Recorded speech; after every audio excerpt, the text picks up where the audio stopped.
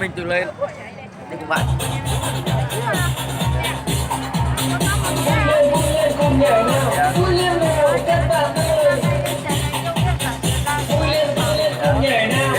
Vào chơi nhà anh.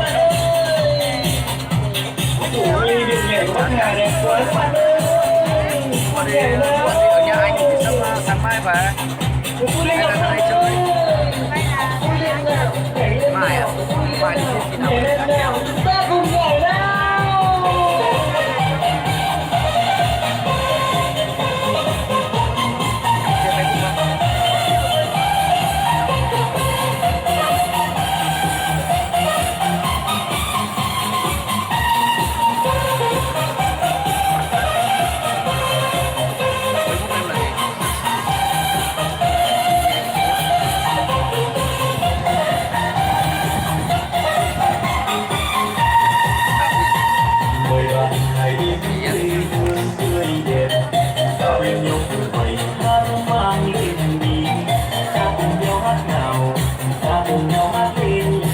Tình yêu sẽ mãi luôn luôn đẹp tươi.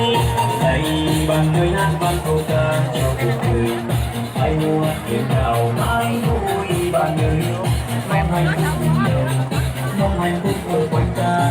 Đều sống chung một nhà và hãy luôn nó. Bắc Hà yêu mến nơi đây anh nhìn. Dù người ta phần nào khác thương dù. Cùng chung tay đổi mới đất nước quê hương mãi mãi tươi đẹp. Cho khó khăn vẫn không bằng lòng. Ta cùng đoàn chén ta đến chúc mừng. Cầu cho buồn làng mãi luôn bình an.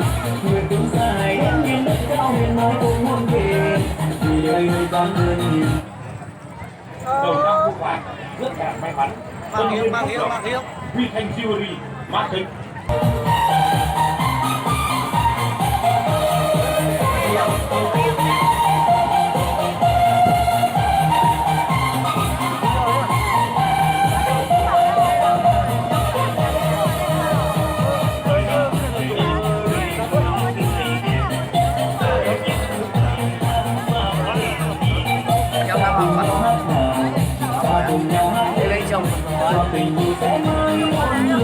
Này á,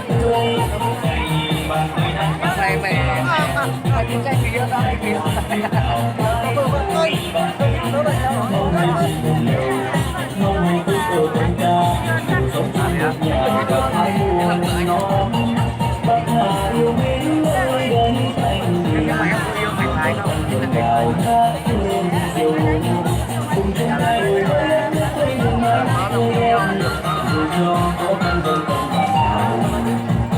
Ta cùng mong chúng ta lên chúc mừng.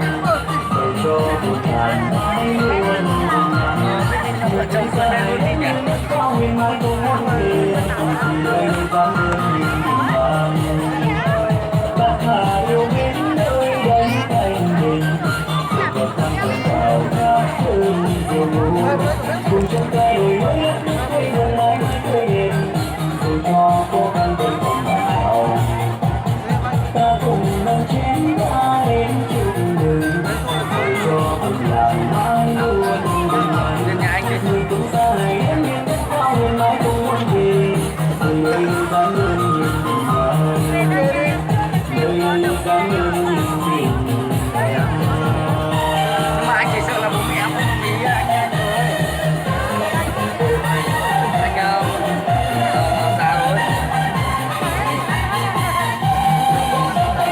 95 cơ.